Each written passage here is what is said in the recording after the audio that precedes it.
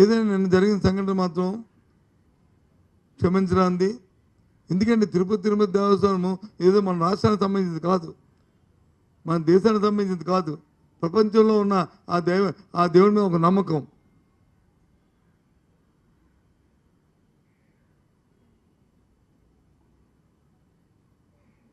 ఈ దేశంలో ఈ అన్ని ముఖ్యంగా ఒక హిందూ మతం అన్ని మతాల వారు అక్కడ వస్తుంటారు ఆ దేవదేవుని దర్శించుకోవడానికి. ముఖ్యంగా హిందువులు అయితే మనం మనం మన భగవత్ స్వరూపులాగా ప్రత్యక్ష దైవంలో చూస్తాం. అలాంటి ఇంత అపచారమా? బాధ అనిపించట్లేదు. మళ్ళీ పైపెచ్చు దానికి రాజకీయాలు జోడించి మాట్లాడడానికి కుట్రకోణాలు ఉన్నాయి. లేకపోతే డబ్బులు ఇచ్చారు, లేకపోతే ఇచ్చేసారని చెప్పడానికి. నేను అడుగుతున్నా. అందుకే దీనికి పాయశ ఎవరు చేస్తారు? నలుగురు ఆఫీసర్ని ఇతను ట్రాన్స్ఫర్ చేసి ఇతను వచ్చి సస్పెండ్ చేస్తే అయిపోయిందా?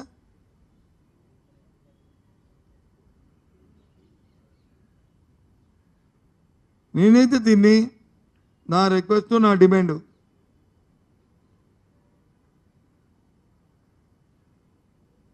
ఆంధ్ర రాష్ట్ర హైకోర్టు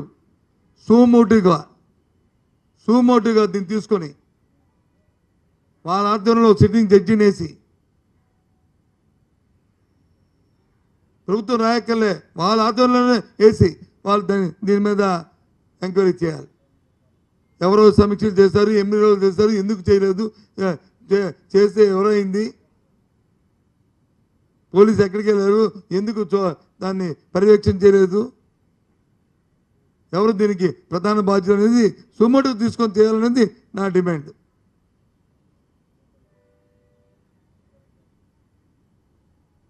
హైకోర్టు ప్రధాన న్యాయమూర్తి గారు నేను ఇంటర్వ్యూ అవ్వాలి, కోర్టు ఇంటర్వ్యూ అవ్వాలి సుమోటివ్గా. ఇవాళ వచ్చిన పత్రికల్లో వచ్చిన 2-3 రోజులు వచ్చిన అవి తీసుకొని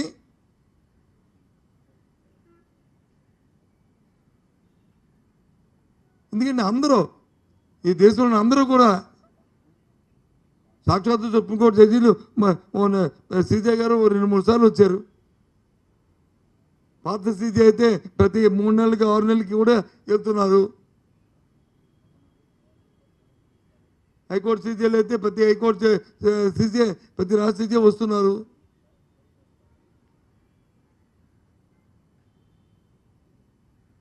అంటే వాళ్ళే వస్తున్నారు ఏంటంటే దానికి అంత పవిత్రత, అంత శాంటిటీ, దాని గురించి మాట్లాడుతుంది ఆ సందర్భం తీసుకొచ్చి. అందుకే చేయాలి. ప్రజల్లో అది పోవాలంటే అవ్వాలి. ఇది నా డిమాండ్ మీకు.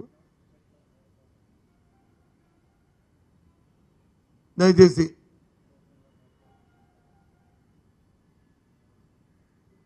అంతేగాని ఏదో అయిపోయింది కదని చేతుకు దులుపుకుంటే కాదు.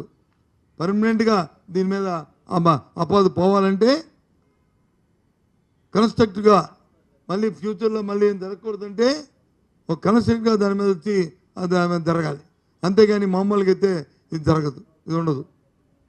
అదే మా డిమాండ్ అని చెప్పి మిమ్మల్ని అందరి ద్వారా నేను డిమాండ్ చేస్తున్నాను.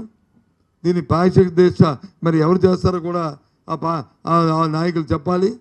ఏదో సారీ చెప్పేస్తామంటే, లేకపోతే బ్రిటిష్ వాళ్ళు పదాల్లాగా వచ్చి సారీ చెప్పేస్తాము, లేకపోతే థ్యాంక్స్ చెప్పేస్తామంటే కాదు. ప్రజల మనోభావాలు మళ్ళీ ప్రజలకి మళ్ళీ అది రేకెత్తించాలి. ఆ దేవదేవుడి మీద పూర్తి విశ్వాసాన్ని మళ్ళీ కల్పించుకోవాలి మనం. నేను కోరుతున్నాను. ఇంకేమున్నాయా?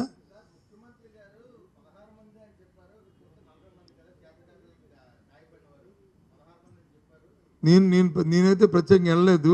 పత్రికలో చూసినది 40 మంది. పత్రికలో చూసిన 40 మంది అంటే 16 మంది ఎందుకు చెప్పుకుంటారంటే బహుశా అంటే నేను మళ్ళీ దాన్ని కట్టకూడదు. ఒకవేళ అక్కడ ఉన్న వాళ్ళు నిన్న డిశ్చార్జ్ అయిపోగా మిగిలిన వారు ఏటో డిశ్చార్జ్ అయిపోగా మిగిలిన వారు అయి ఉండొచ్చు బహుశా. కానీ పత్రికలో మాత్రం 40 మంది వచ్చింది.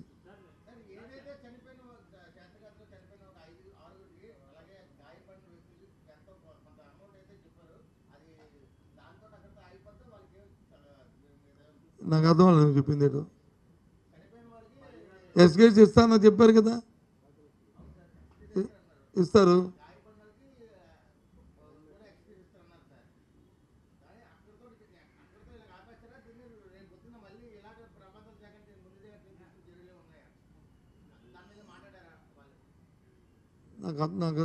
నాకు క్వశ్చన్ నాకు క్లారిటీ లేదు నాకు దగ్గర. ఎస్కేట్స్ ఇస్తానని చెప్పారుగా 25 లక్షలు చనిపోయిన వరకు. మేమైతే డిమాండ్ చేసింది 50 లక్షలు, వాళ్ళు ఇస్తానని 25 లక్షలు. దాంతోపాటు క్షతయాత్రకు వచ్చి 5 లక్షల రూపాయలు ఇస్తానని చెప్పారు. సివియర్ ఇంజూరీ అయిన వారికి. మమ్మల్ని అయితే 1 లక్ష ఇస్తానని చెప్పారు, అది ఇస్తారు.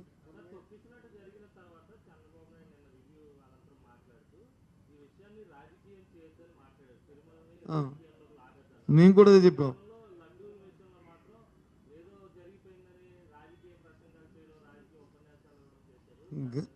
గతంలో జరిగింది. చంద్రబాబు నాయుడు గారికి అలవాటు ఏంటంటే నిన్నేం మాట్లాడామో అతనికి సంబంధం లే. నిన్న మాట్లాడిన దానికి మొన్న మాట్లాడిన దానికి ఆయన సంబంధాలు ఉండవు. కథ ఆయనకి. ఈరోజు ఏంటనేది మళ్ళీ ఫ్రెష్. ఈరోజు మాట్లాడు ఓకే పోనీ ఆయన మాట్లాడిన దానికి ఆయన మంత్రులు మాట్లాడి నెక్స్ట్ మాట్లాడడానికి కుట్రకోణం అంటున్నారు కదా, మరి రాజకీయం కాదా? అక్కడే కాంటాక్ట్ ఉంది కదా, అక్కడే దాంట్లో ఉంది కదా. పోనీ ఆయన అంతకుముందు అడ్డు మాట్లాడి దాన్ని మళ్ళీ రాజకీయాలు అవన్నీ మాట్లాడడం అయిపోయింది. దాని గురించి మనం మాట్లాడడం ఎంక్వైరీ అవుతున్నాయని నెలలు. కానీ మరి ఆయన మాట్లాడడానికి మంత్రులు మాట్లాడింది ఇంకేమొచ్చింది? అది తప్పు కదా. అది నేను అంటుంది.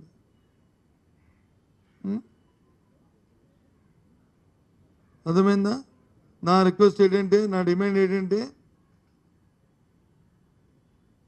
మొత్తం యావత్ భారత ప్రపంచంలో ఉన్న అందరూ ఈ దేవదేవుణ్ణి ఆరాధిస్తూ ఆయన మీద నమ్మకం పెట్టుకున్న అందరి తన మనోభావాలకి పునరుద్ధరించడానికి, విశ్వాసం పెంపొందించుకోవడానికి హైకోర్టు సోమూట్టుగా